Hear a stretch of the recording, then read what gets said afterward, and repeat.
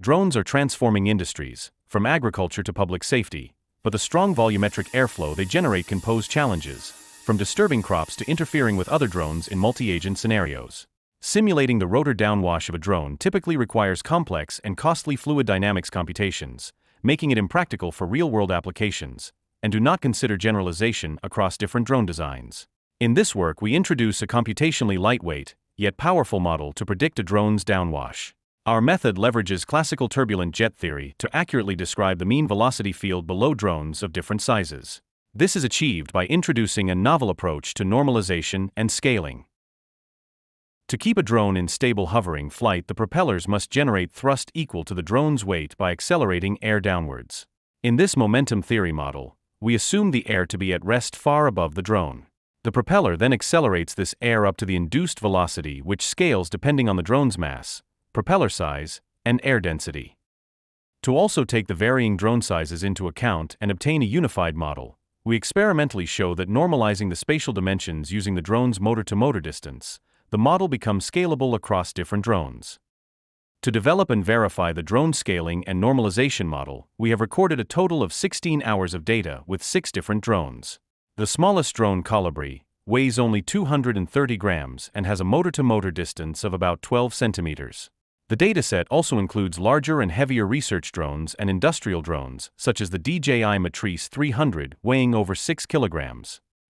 Additionally, we include 2 drones with a canted propeller design where the propellers are mounted at an angle.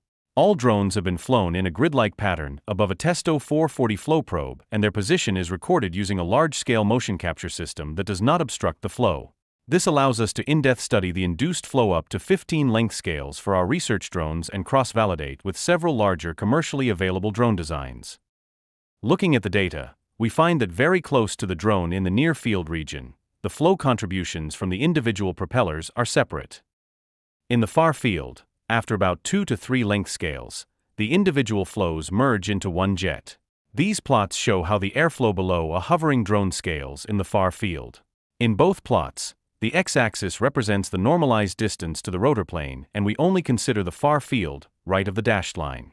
On the left, we plot the normalized jet half-width, which grows linearly with distance, corresponding to a spreading angle of 10 degrees.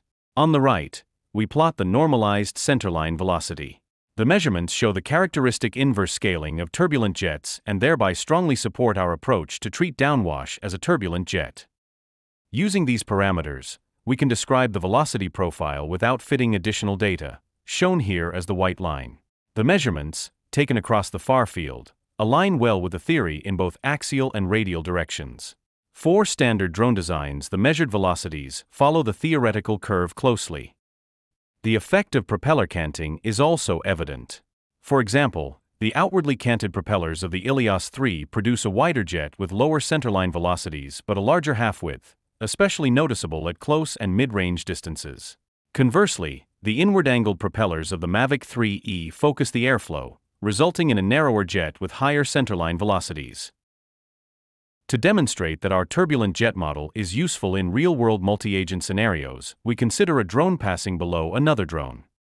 The jet model is used to calculate the downwash from the upper drone, which is then compensated for by a simple feed-forward controller. First, the larger, heavier drone flies to its target height of 3 meters. Now, the much smaller Colibri needs to pass below at a distance of 1 meter. In red, we show how the controller performs without downwash compensation, and in blue we show how our method performs. The top plot shows the altitude. The bottom plot shows the throttle correction factor due to the calculated downwash velocity. Clearly, our method improves the control performance. To highlight how far the downwash of a drone extends, we repeat the same experiment with a 2 meters height difference. Once again, the drone without downwash compensation severely deviates from the altitude reference. We believe this model has numerous potential applications, not just in safer multi-drone operations, but also, for example, in optimizing sensor placements for scientific applications and agricultural deployment.